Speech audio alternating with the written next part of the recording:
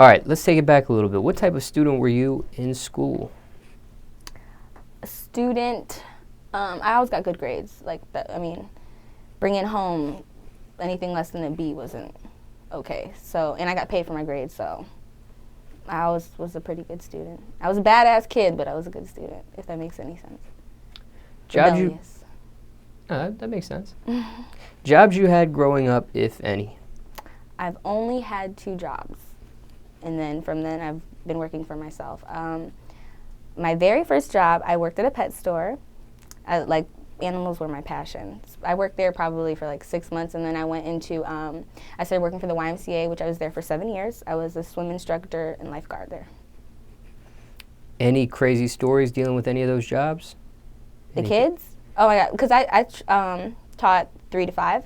Like, I would get them straight out of Safe Start, you know, when the 6-month-year-olds would fall in the pool, flip. I would get them right out of there. So, I mean, I have a 5-year-old, and I have crazy days every day. So, yes, I had a girl who would actually, a 2-year-old, who, when she saw the water, she would try to make herself throw up so she didn't have to get in.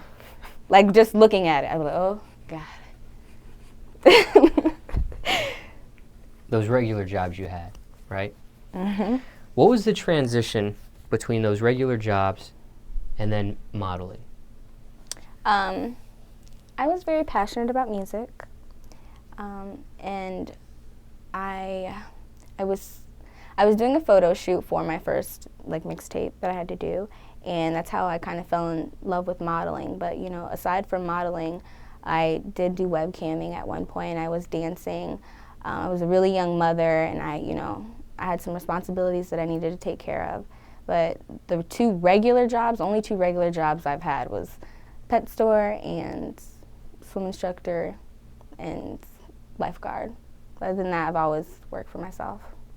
Now, one thing that I was curious about that you had mentioned kind of quickly, you said in the transition of talking about your regular jobs into modeling, you said webcamming and dancing was something you were doing to, I guess, you had a kid and single parent situation? I had my daughter when I was 19. I was right out of high school, and I was going through a custody battle, so I had to pay the lawyer and everything like that. And to be able to pay for my lawyer and get through everything, I was dancing and I did webcam as well. Now, webcamming, explain that. Solo acts only. I don't know how to explain that. Yeah, pretty much just solo acts. I had my fan base online, and I still have some of those people who have followed me in my transition and going through the different stages of my life, and those are my day ones. So I have people who will hit me up on Instagram or Snapchat, and they'll be like, "Were you that girl?" I was like, "Yeah, what's up, day one?" Yeah. So they follow me even to this day, but it's something in the past. I'm really done with it. I'm a different person and just moving on to something else.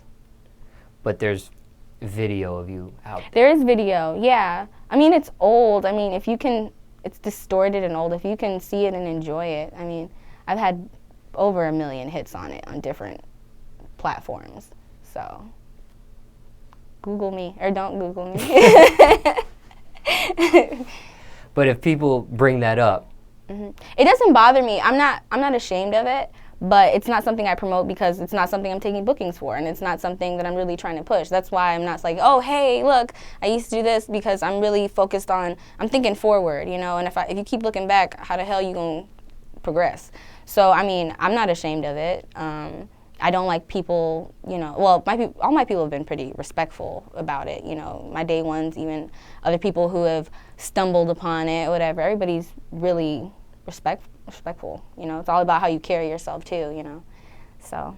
But that webcamming stuff, that doesn't define who you are. Everybody, so many different women, dancers, so many different webcam models, porn stars, everybody has a reason behind it. Some people just like to get fucked and like to get paid, and some people actually have real stories behind it, So I don't judge anybody, until I've personally heard their story or have met them, because we all have to make sacrifices in life, and we just do it in different ways.